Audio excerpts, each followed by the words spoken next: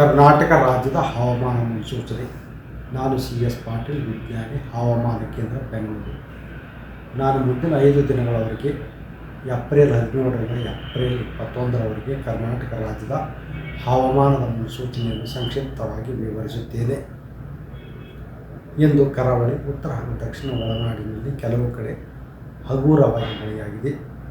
ಕೊಪ್ಪಳ, ಚಿಕ್ಕಮಗಳೂರು ಜಿಲ್ಲೆಯಲ್ಲಿ 2 centimetre, Koppal 1 centimetre, ಮಂಗಳೂರಿನಲ್ಲಿ 1 centimetre ಮಳೆಯಾಗಿದೆ. ಕಲಬುರಗಿಯಲ್ಲಿ ಗರಿಷ್ಠ ಉಷ್ಣಾಂಶ 43 degree Celsius, Bidar 41 degree Celsius, Raichur ಹಾಗೂ ವಿಜಯಪುರನಲ್ಲಿ 40 ಡಿಗ್ರಿ ಸೆಲ್ಸಿಯಸ್, ಬೆಂಗಳೂರಿನಲ್ಲಿ 36 ಡಿಗ್ರಿ ಸೆಲ್ಸಿಯಸ್, ಮಂಗಳೂರಿನಲ್ಲಿ ಗರಿಷ್ಠ ಉಷ್ಣಾಂಶ 35 ಡಿಗ್ರಿ ಸೆಲ್ಸಿಯಸ್ ದಾಖಲಾಗಿದೆ. ಈಗಿರುವ ಹವಾಮಾನದ ಸಿನಾಪ್ಟಿಕ್ ಸ್ಥಿತಿ ಏನೆಂದರೆ, ಕರ್ನಾಟಕದ ಒಳನಾಡಿನಲ್ಲಿ 0.9 ಕಿಲೋಮೀಟರ್ ಎತ್ತರದವರೆಗೆ ಟ್ರಫ್ ಇದೆ. ಇದರ ಪ್ರಭಾವದಿಂದ ಕರಾವಳಿ, ಉತ್ತರ ಹಾಗೂ ದಕ್ಷಿಣ ಒಳನಾಡಿನ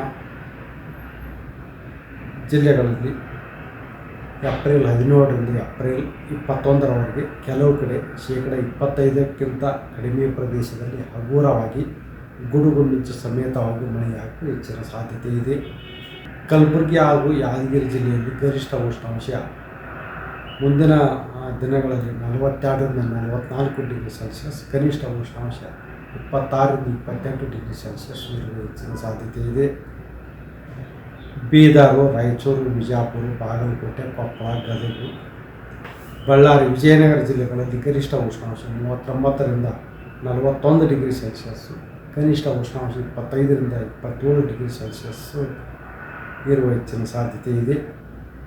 ಬೆಳಗಾವಿ, ಧಾರವಾಡ, ಹಾವೇರಿ ಹಾಗೂ ಗದಗ ಜಿಲ್ಲೆಯಲ್ಲಿ ಗರಿಷ್ಠ ಉಷ್ಣಾಂಶ 37ರಿಂದ 39 ಡಿಗ್ರಿ ಸೆಲ್ಸಿಯಸ್ ಹಾಗೂ ಕರಾವಳಿ ಜಿಲ್ಲೆಗಳಲ್ಲಿ ಗರಿಷ್ಠ ಉಷ್ಣಾಂಶ 34ರಿಂದ 36 ಡಿಗ್ರಿ ಸೆಲ್ಸಿಯಸ್ ಇರುವ ಹೆಚ್ಚಿನ ಸಾಧ್ಯತೆ ಇದೆ.